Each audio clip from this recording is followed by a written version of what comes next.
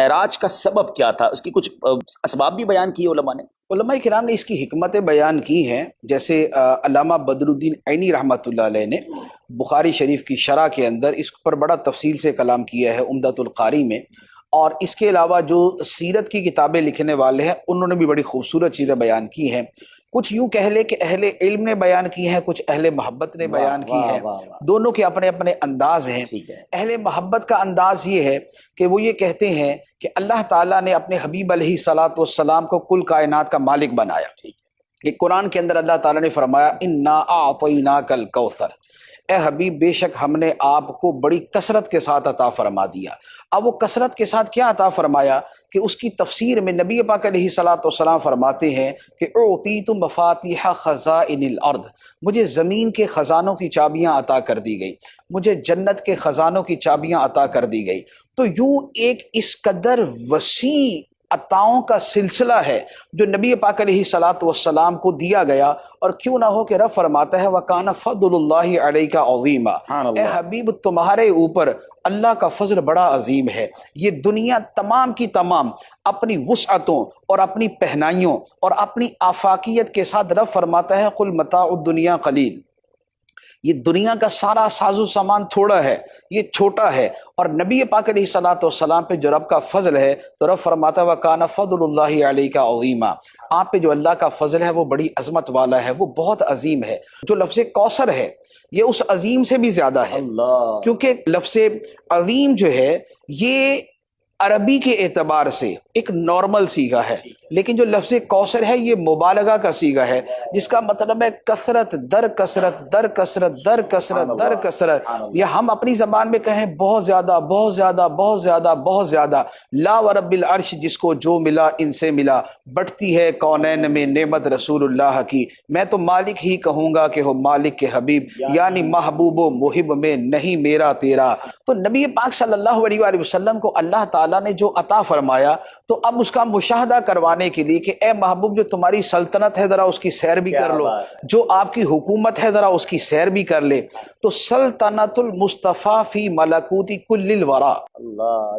مخلوق کی جملہ بادشاہت کے اندر جو نبی پاک علیہ الصلاۃ والسلام کی حکمرانی ہے، جو آپ کی سلطنت ہے، جو آپ کا اقتدار ہے، جو آپ کا اختیار ہے، تو اس کا مشاہدہ کروانے کے لیے اللہ تعالیٰ نے یہ سیر کروائی۔ تو یہ اہل محبت کے اعتبار سے اس کی تعبیر ہے۔ اہل علم یہ کہتے ہیں، جو دوسری تعبیر ہے وہ یہ ہے کہ چونکہ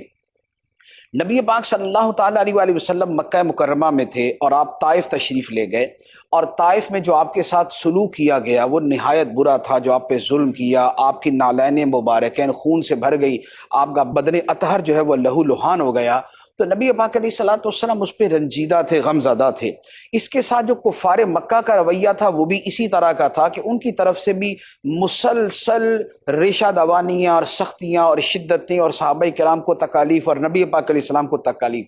تیسری طرف یہ ہوا کہ نبی پاک علیہ الصلاۃ والسلام کی زوجہ مطہرہ جو ہر مقام پہ آپ کے ساتھ کھڑی ہوتی تھی، سیدتنا خدیجہ الکبریٰ رضی اللہ تعالی عنہا، ان کا انتقال ہو گیا۔ چوتھی بات اس کے ساتھ یہ ہوئی کہ نبی پاک صلی اللہ علیہ وآلہ وسلم کی جو سب سے زیادہ حمایت تھی وہ ابو طالب کی طرف سے تھی، جو نبی پاک علیہ السلام کے چچا تھے،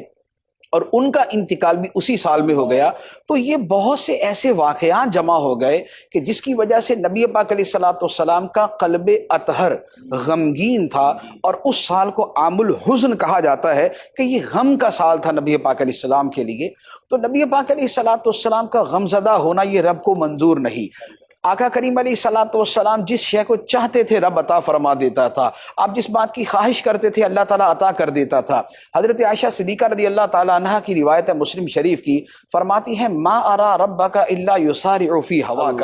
یا رسول اللہ میں دیکھتی ہوں کہ آپ کا رب آپ کی خواہش پوری کرنے میں بڑی جلدی کرتا ہے۔ تو نبی پاک صلی اللہ علیہ وآلہ وسلم کی جو قبولیت کا معاملہ ہے وہ یہ ہے۔ اور اعلیٰ حضرت علیہ رحمہ ایک جگہ پر بڑا خوبصورت اس کا جو ہے وہ منظر بیان فرماتے ہیں کہ خدا کی رضا چاہتے ہیں دو عالم، خدا چاہتا ہے رضا محمد۔ تو نبی پاک علیہ الصلوۃ والسلام کا قلب اطہر غمگین تھا، تو آپ کے مبارک دل کو خوشی پہنچانے کے لیے اور آپ کے اس غم کے ازالے کے لیے اور آپ کے اس رنج کو دور کرنے کے لیے اللہ تعالیٰ نے نبی پاک علیہ الصلوۃ والسلام کو اس قدر عظیم سیر کروائی کہ جس سے آپ کا قلب اطہر کھل اٹھا۔ اور اس میں جو بطور خاص غم کے ازالے کا سب سے بڑا طریقہ کیا ہوتا ہے؟ غم کے ازالے کا سب سے بڑا طریقہ یہ ہوتا ہے کہ انسان کو جو اس کی سب سے محبوب ترین شے ہے اسے ملا دیا جائے۔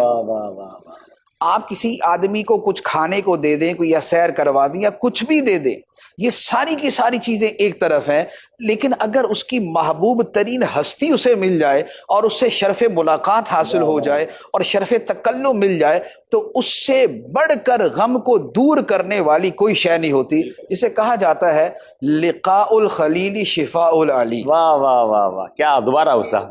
لقاء الخلیل شفاء العلیل،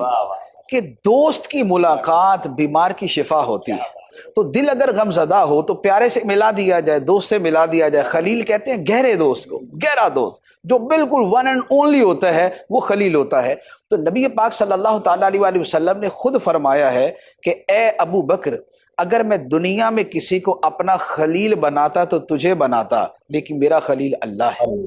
تو نبی پاک علیہ الصلوۃ والسلام کی خلیل اللہ کی ذات ہے، اور لقاء الخلیل شفاء العلیل۔ تو نبی پاک علیہ الصلوۃ والسلام کے ان غموں اور ان تکلیفوں اور ان یادوں کو جو ہے وہ ختم کرنے کے لیے جو سب سے بڑی شے تھی وہ رب العالمین سے ملاقات تھی، وہ اللہ تعالیٰ کا دیدار تھا، وہ خدا سے باتیں تھیں، وہ اللہ کے قرب تک